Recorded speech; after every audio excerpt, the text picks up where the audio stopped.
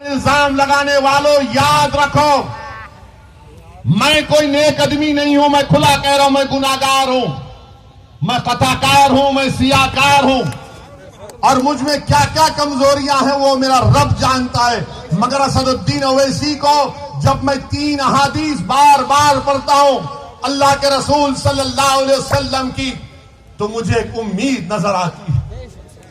पहली हदीस कि जब रसूल अल्लाह सल्लल्लाहु अलैहि वसल्लम ने फरमाया कि एक महिला थी, गुनाहगार थी, मगर जब उसने रास्ते में एक कुत्ते को देखा जो प्यासा था, वो गुनाहों में लुत्फुत थी, मगर उसने उस कुत्ते को अपने कपड़े पल्लो डालकर अपनी जूती से पानी निकालकर उस कुत्ते की प्यास बुझाई, तो आका सल्लल्लाहु अलैहि वसल्लम ने फरमाया कि वो जन्नत में जाएगी।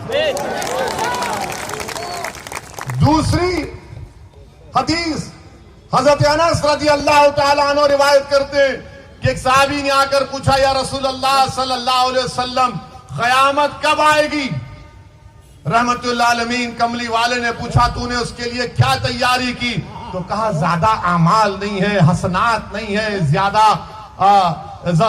ज़कात सदकात नहीं है, मगर मैं आपसे बेइंतहा मोहब्बत करता हूं। सुभान अल्लाह। तो आका ने फरमाया कि तू मेरे साथ होगा। असदुद्दीन ओवैसी के पास कुछ नहीं है, मगर एक दावा तो कर सकता हूं कि मैं रसूल अल्लाह सल्लल्लाहु अलैहि वसल्लम को बेपनाह चाहने वाला हूं। आज दुनिया में मुझे मोहब्बत मिले या ना मिले, मगर उस दिन तो मिलेगी इंशाअल्लाह ताला। और तीसरी हदीस जो मुझे याद आती है कि अल्लाह के रसूल सल्लल्लाहु अलैहि वसल्लम ने फरमाया कि हशर का मैदान होगा, तुम मुझ पर इल्जाम लगा रहे हो ना, तो तैयार हो जाओ उस दिन के लिए। मेरा ईमान है, मेरा फेथ है, आप ना मानते ना मानो। बेशक बेशक। हशर का मैदान होगा। कमली वाले ने फरमाया कि मेरी उम्मत प्यासी होगी, मैं हौज़े कौसर के पास होऊंगा, मेरी उम्मत के अमाल तोले जाएंगे, कमी होंगी पूरा करूंगा। पूरे सिरात पर जिब्रील अमी अपने पर बिछाए बैठे होंगे और मैं अल्लाह से दुआ करूंगा, जैसा कि यहाँ के आशिक़ रसूल ने कहा कि रजा पुल से वज करते गुजरिए और हम तमाम को खुशखबरी दी गई कि तुम्हारे आमाल मुंह पर फेंक दिए जाएंगे, तुम मेरी सिफात से जन्नत में जाओगे। मुझे उस सिफात पर यकीन है। तुम क्या इल्जाम लगाते लगाओ, तुम मेरा जो हाल करते कर दो। अरे जब मैं इस दुनिया में आया हूं तो अल्लाह के हुक्म से आया हूं और जाऊंगा भी तो अल्लाह के हुक्म से। किसी जालिम की हरकत से अगर मेरी बका नहीं है तो यकीनन बका नहीं है, मगर उस जालिम की हरकत की वजह से नहीं, बल्कि रब्बे करीम ने हम तमाम का एक वक्त मुतयन कर दिया, एक तमाम वक्त मुतयन कर दिया है। और हम पर इल्जाम लगाते हैं। डरो अल्लाह से।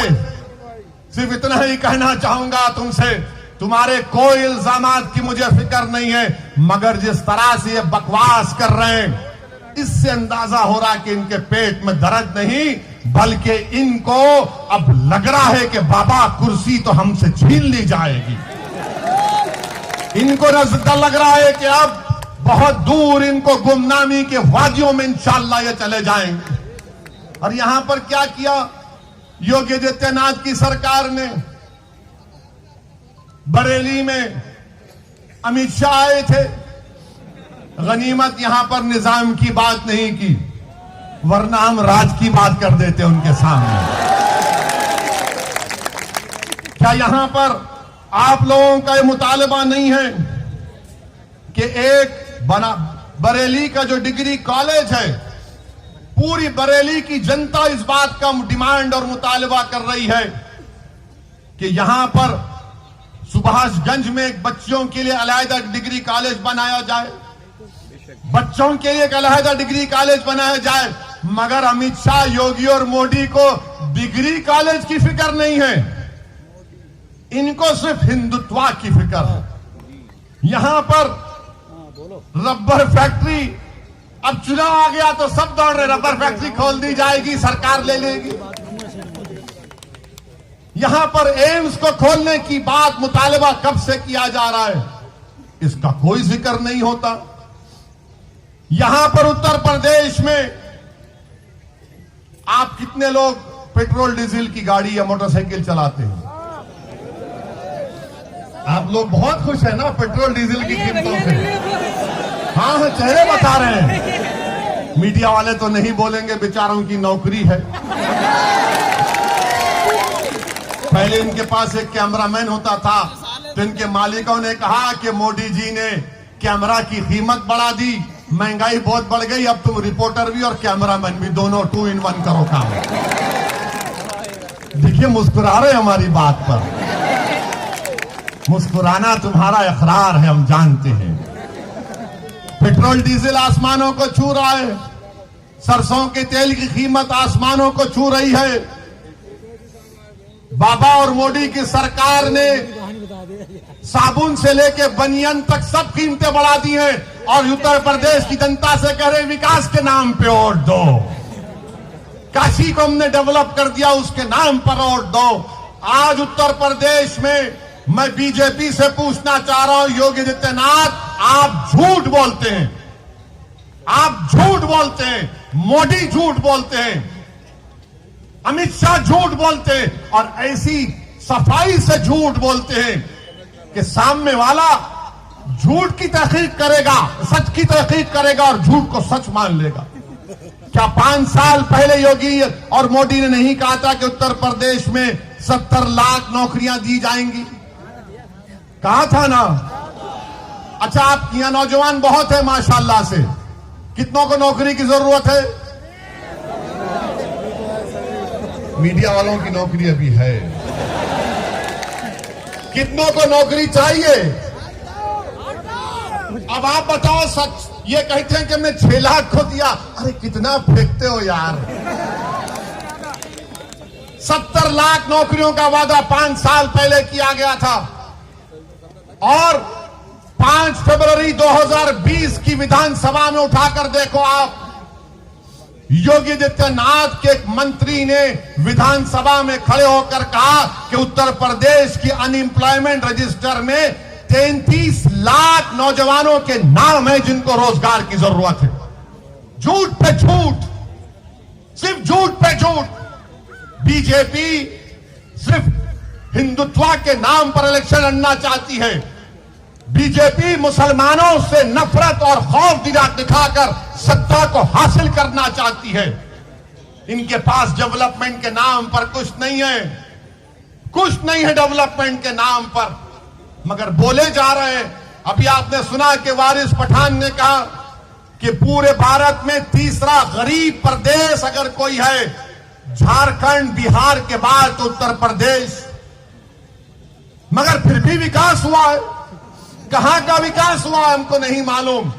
हां, विकास किसका हुआ हम जानते हैं, जो नफरत फैलाते उनका विकास हुआ है।